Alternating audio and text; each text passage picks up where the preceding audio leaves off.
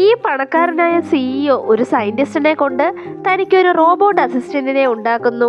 അതിന് കാരണം അയാൾക്ക് ഹ്യൂമൻസ് അലർജി ആയിരുന്നു. കണ്ടാൽ ഒരു മനുഷ്യനെ പോലെ തോന്നിക്കുമെങ്കിലും എന്നാൽ സിഇഒ ആവട്ടെ അവിചാരിതമായി അതിന്റെ പുറകിൽ വിചിത്രമായ ഒരു സിബ് കാണുന്നു. അതുകൊണ്ട് തന്നെ സിഇഒ അവിടെ നിന്ന് പോകുന്നു.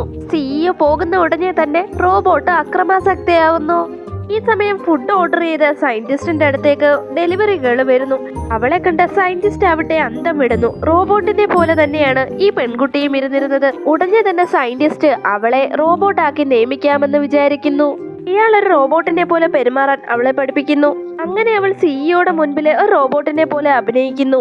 അങ്ങനെ റോബോട്ടാവുന്ന പെൺകുട്ടി ഒരുപാട് വേദനകൾ സഹിക്കേണ്ടി വരുന്നു. അവൾ ഒരു കുപ്പിയെടുത്ത് തലക്കടിച്ചു പൊട്ടിക്കുന്നു. ഉടനെ തന്നെ പെൺകുട്ടി ബോധം കെട്ട് വീഴുന്നു.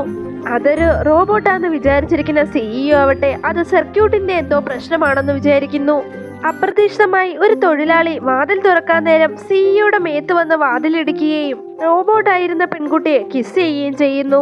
അതൊരു റോബോട്ടാണെന്ന് വിചാരിക്കുന്ന സിഇഒ ആവട്ടെ മനസ്സിൽ ചിന്തിക്കുന്നുണ്ട് എന്തുമാത്രം മൃദുവാണ് ഈ റോബോട്ടെന്ന്. ഈ സമയം തൊഴിലാളി അബദ്ധവശാൽ സിഇഒയുടെ കയ്യിൽ തൊടുന്നു. ഉടനെ തന്നെ അയാൾക്ക് അലർജി അനുഭവപ്പെടുകയും അയാൾ ബോധം കെട്ട് സോഫയിലേക്ക് വീഴുകയും ചെയ്യുന്നു. ഈ സമയം സിഇഒ മനുഷ്യരെ തൊടുവാണെങ്കിൽ അയാൾക്ക് അലർജി ഉണ്ടാവുമെന്ന് പെൺകുട്ടിയും മനസ്സിലാക്കുന്നു. പക്ഷേ എന്തുകൊണ്ടാണ് താൻ സിഇഒ തൊട്ടപ്പോൾ അലർജി ഉണ്ടാവാത്തതെന്ന് അവൾക്ക് അത്ഭുതം തോന്നുന്നു.